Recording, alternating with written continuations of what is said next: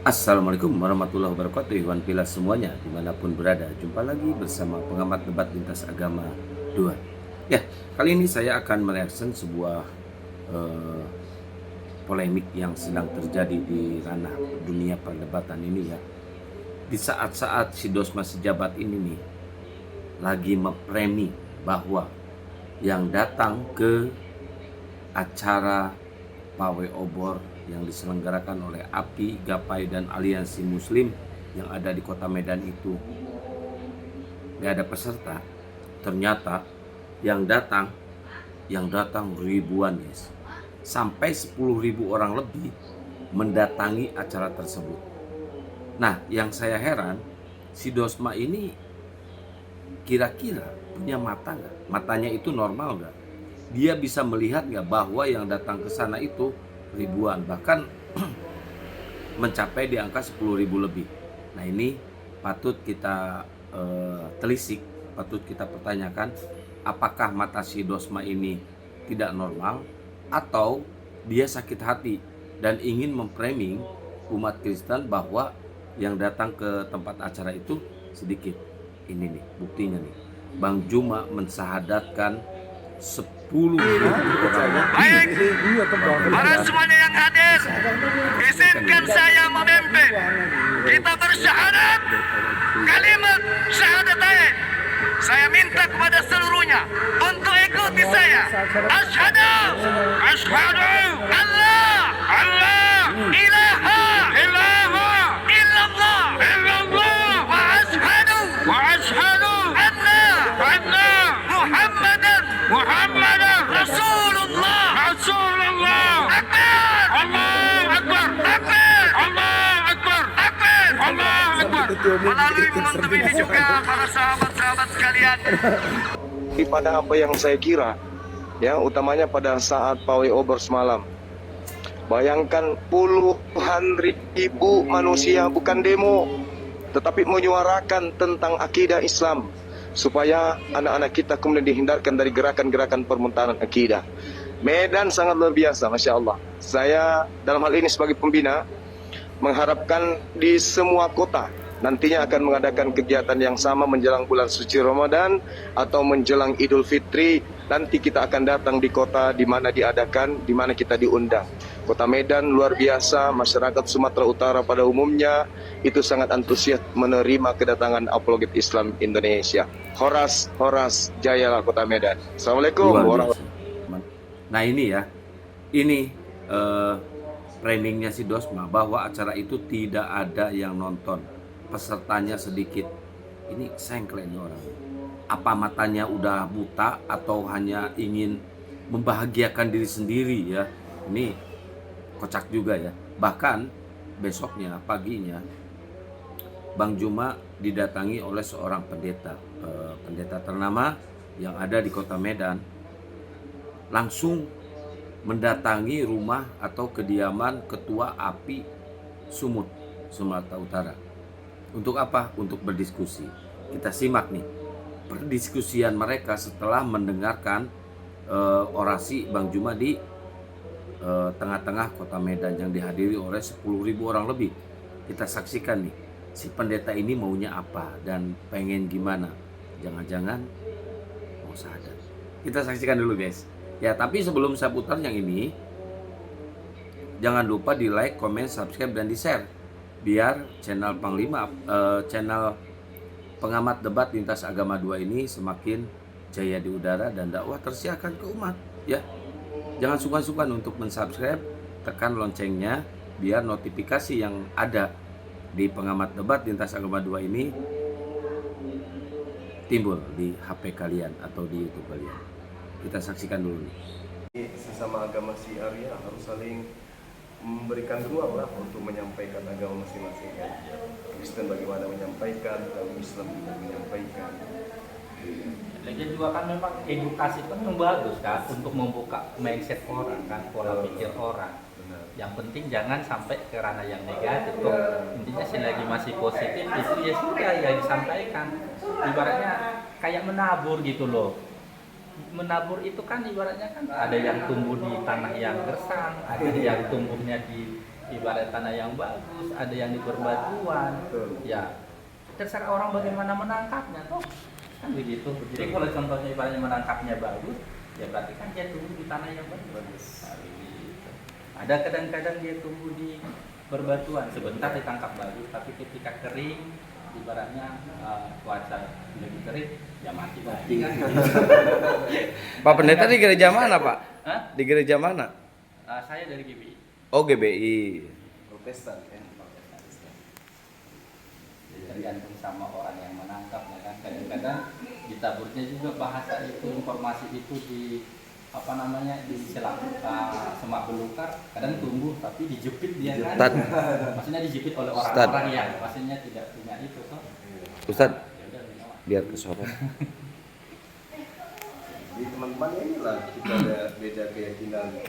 Tapi di belakang layar itu kita akrab. Teman-teman saya juga ada aktivis-aktivis, kemudian gereja, kakak angkat, orang Kristen juga diangkat, sebanyak yang kayak gitu-gitu. Cuman orang terkadang menilai bahwasanya perdebatan ini seakan-akan kita itu mau saling bacok. Nggak ada yang kayak gitu. Kristen mengajarkan kasih, Islam mengajarkan rahmatan lil alamin. Kalau ini dipadukan, maka umat kita masing-masing teredukasi bahwa kita harus saling menyayangi antara bangsa. Iya, iya. Nah, cuman terkadang muncul ego.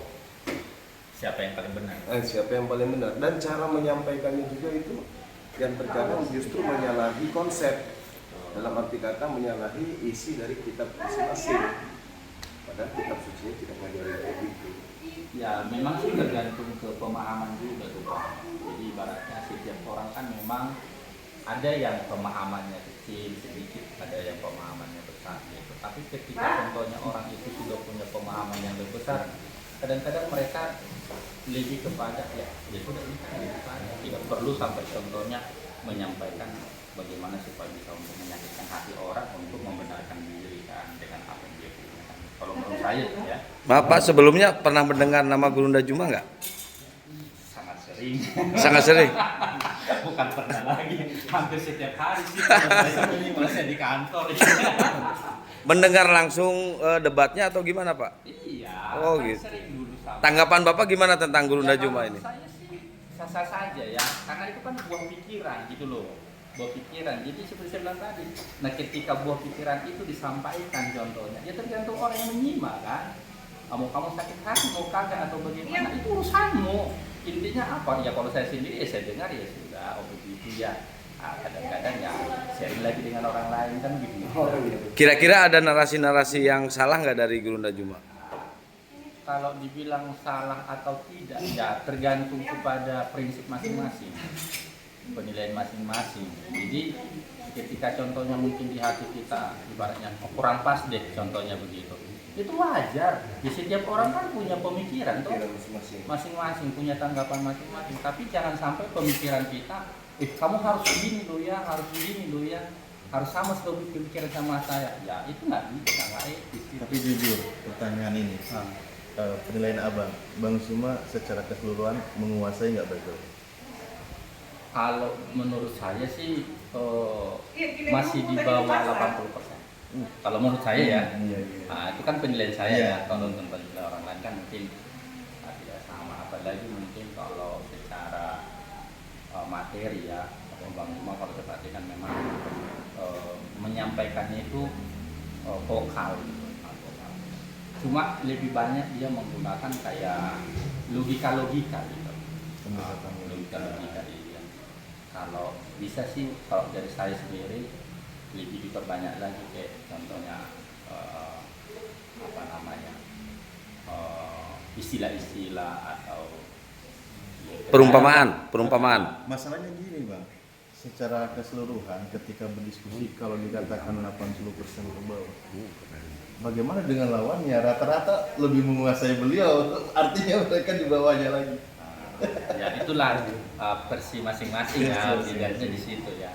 Ya kalau saya mereka ditanya sih ya seperti itu. Ini dan kalau teman-teman kita para penginjil, mereka itu kan ada yang disebut Roh Kudus.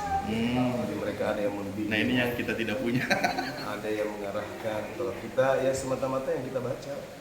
Kalau mereka ada yang membimbing mereka gitu untuk memahami visi ibaratnya. Tapi artinya kalau tadi dibilang di bawah 80%, ini kan perlu juga kita perbandingannya. Yang bisa 100% itu yang mana? Ya kan? Contohnya yang kita perlu kita tahu juga kan. Kalau dibilang 100% Perspektif. Bang Ipul, Ini perspektifnya. itu kan sudah yang di atas itu yang 100% ya kan, bukan bagian kita, itu betul nggak sih? Itu sudah bagian yang di atas itu 100% itu. Enggak, maksudku yang di atas 80 yang mana untuk jadi perbandingan kita gitu. Ya itu kita udah paham makanya. Oh, udah paham? Iya, maksudnya 80% ini ya yang lain lawan diskusinya berapa persen. Tapi perspektif beliau itu Ya. sah saja. Ya itulah maksudnya kan dari apa yang saya lihat selama ini kan. Ya. Gimana Pak kalau nanti misalkan ada kesempatan Bapak ada waktu senggang diskusi langsung dengan Gurunda Juma? Oh, ini jadi aman ini sudah. Enggak, ini mah nanti di medsos, di TikTok. Oh, kalau itu bukan ranah saya. Saya hanya sebagai contohnya melihat, suka, ibaratnya ya sudah tanda. Kalau masalah diskusi kayak di medsos kayak saya tidak siap. Karena jujur juga saya juga tidak terlalu banyak penguasaan tentang masalah materi. Kurang menguasai ya Pak ya? Iya betul, penguasaan. Tapi Kadang-kadang abang pengurus. Hah? Pengurus. Oh tidak sama sekali. Tidak. Kemarin kan aku pengurus. Hah? Kemarin kan pengurus. Pengurus di mana? Di gereja. Oh iya, oh di gereja. Oh, gitu. Tapi maksudnya bukan kayak semacam kayak orang-orang yang aktivis begitu yang Menteri, mungkin Muslim ya. yang minor gitu yang sering ngobrol gitu ya. Benar gitu ya. Ya, tapi cukup berkesan lah gitu Pak. Bisa ketemu kita. Selama ini hanya awal lihat kan di medsos gitu ya, di sosial gitu. Tapi jujur ya, dengan menyimak diskusi ini membuat abang juga lebih berpikir lagi kan pada keyakinan abang. Artinya digali lagi kitabnya. Misal kami umat Islam nih, ketika berdiskusi mendapat narasi dari mereka, pasti kami menggali lagi kitabnya, menambah kekuatan kepada iman kami kan gitu. Cari lebih dalam lagi. Nah, pastinya mungkin abang juga kan demikian. Ketika mendengar narasi pasti perkuat lagi dalilnya gitu. Ya ibaratnya kalau ada sesuatu hal yang agak berbeda ya pastilah kita coba cari tahu Nah. dulu gitu. Kira-kira benar nggak sih yang disampaikan kan begitu. Karena kan ada juga ibaratnya pemahaman yang berbeda itu wajar ya. Gini Pak, kan di tahun 2024 data yang masuk ke kami di tahun 2024 nih Pak, di awal Januari sampai akhir Desember itu sekitar 480 lebih di berbagai agama ya, terutama 99% dari kekristenan bersahadat masuk Islam lewat dampak dari mendengarkan perdebatan Gurunda Juma. Menurut Bapak gimana Pak? Ya itu sah-sah saja sih kalau itu mah. Pilihan masing-masing. Ya, karena kan setiap orang kan punya pilihan dan memang itu tidak bisa dipaksakan. Karena semua kan lahir dari apa yang kita lihat, apa yang kita dengar, dan apa yang kita rasakan kan. Enggak, maksudnya enggak ada pembelaan gitu dari pihak gereja atau pihak Kristen. Wah, ini banyak yang bersahadat nih tiap hari, lama-lama nih bakal habis juga enggak. Kalau saya sendiri Enggak ada upaya untuk menghalau